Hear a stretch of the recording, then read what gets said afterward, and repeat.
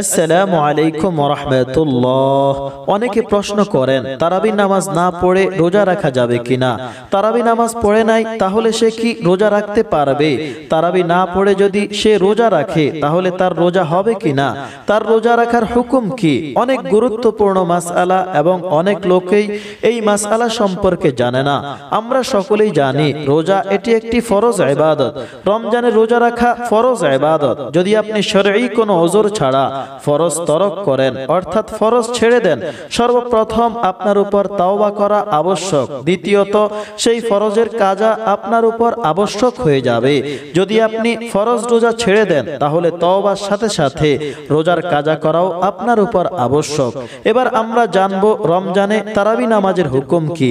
তারাবি নামাজ এটা ফরজ নয়, এটা সুন্নতে মুআক্কাদা। এই নামাজের অনেক গুরুত্ব রয়েছে, অনেক ফজিলত রয়েছে এবং এটি রমজানের বিশেষ একটি ইবাদত। হাদিস শরীফে এসেছে, যে ব্যক্তি ঈমানের সাথে সওয়াবের নিয়তে রমজানের রাতের বেলা দণ্ডায়মান করেছে, অর্থাৎ রাতের বেলা জেগে নামাজ আদায় করেছে, সে গুনাহ থেকে এমন ভাবে পবিত্র হয়ে যাবে, এমন ভাবে নিষ্পাপ হয়ে যাবে যেন সে আজ তার মায়ের গর্ভ থেকে জন্মগ্রহণ করেছে।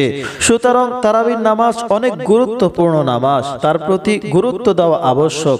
তারাবির নামাজ ছাড়া উচিত নয়। অবশ্যই তারাবির নামাজ আমরা আদায় করব, কিন্তু তারাবি এবং রোজার মধ্যে পরস্পর কোনো সম্পর্ক নেই। এমন নয় যে কেউ যদি তারাবির নামাজ পড়তে না পারে সে রোজাও ছেড়ে দিবে। রোজার হুকুম হলো ফরজ আর তারাবি নামাজ হলো সুন্নাতে মুআক্কাদা। কোনো কারণে যদি তারাবি পড়তে না পারি তাহলে রোজা ছাড়া যাবে না। অনেকেই এরকম ভুল করেন, তারাবি নামাজ ছুটে গিয়েছে তাই পরের দিন আর রোজাও রাখে না। এটা অনেক বড় একটা ভুল ধারণা। পরবর্তীতে যদি সেই রোজা কাজা করেন তাহলে রমজানের রোজার সমপরিমাণ হবে না।